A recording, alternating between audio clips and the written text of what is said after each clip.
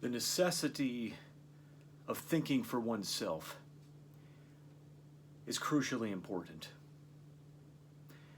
I myself am conscious of the fact that things that I say could possibly end up leading people astray if they are incorrect.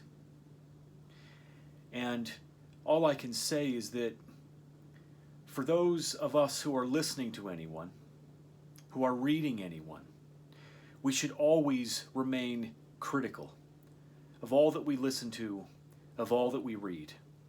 We should be guided by evidence and reason in our thought.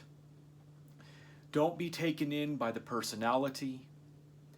Don't be taken in by emotion, but follow the evidence where it leads, even if one does not like it, even if it goes against one's most beloved thinker, one's most beloved idea.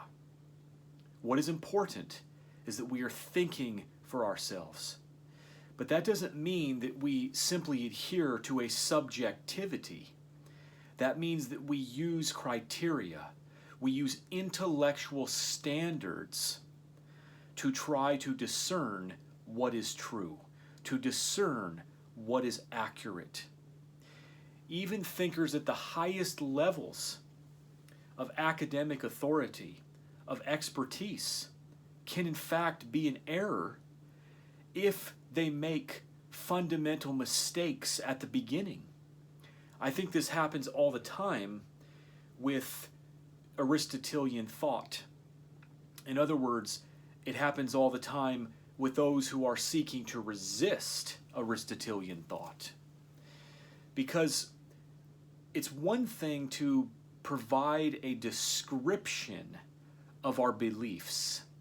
It's one thing to describe the kind of thing we want to believe in, the kind of premises that we want to adhere to.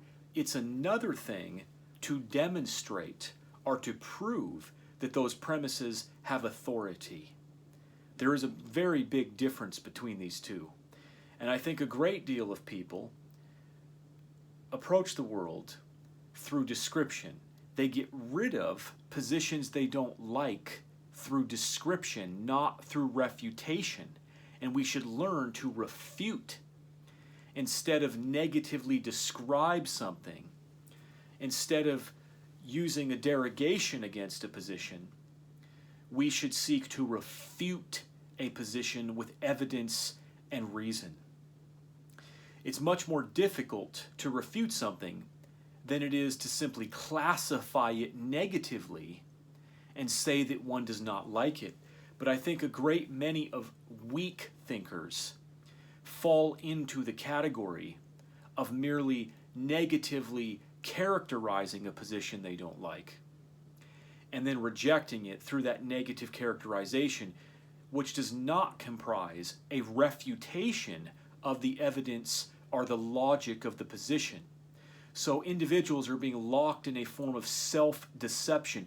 We are deceiving ourselves about what it is we believe because we want to believe in the things that make us feel good or make us feel powerful. So it's important not merely to obey authority. It's very important to push back against authority and demand that authority justify itself. Demand that a burden of proof is met. When an extraordinary claim is made, there needs to be extraordinary evidence to verify it, to prove it. Don't take my word for it. Don't take anyone's word for it. Find out whether or not these things are true based on evidence, based on reason. Think about them with your own thoughts, because that's all any of us are doing anyways. Many times when I approach a thinker's thought, I will derive a bunch of original criticisms of the thinker's position. But I'm insecure about them, and so I will look at what other thinkers say about the position.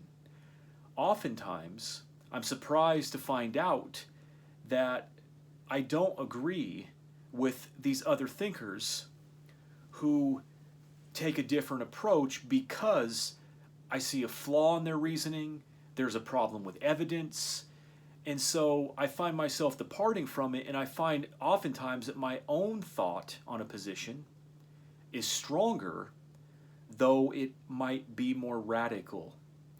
Now, the danger goes the other way as well. The danger is that we can be deceived by our convictions, and when a person that does have expertise is telling us about a position and explaining to us the complicated nuances of it, and we reject it because it does not align with our convictions, we are in fact then putting ourselves in error. And I think it can be error in a multitude of ways. We can reject an expertise position that is actually a position that is credible by evidence and reason, but we don't understand it, so we reject it at a level of stupidity, even a level of ignorance. We still think our position is true because we do not understand the complication, the complexity of the situation. This is all dangerous because it's also the case that a position can appeal to complexity, but the complexity will not, in fact, save it from being refuted. This is how sophistry works. It tries to appeal to a form of complexity, sophistication, getting us to accept that sophistication as legitimate, valid, or authoritative, and then we embrace the sophistry. So there are dangers everywhere. We are always required to be on our guards and to be as objective as we possibly can, and evidence is our friend. Evidence can rescue us from error.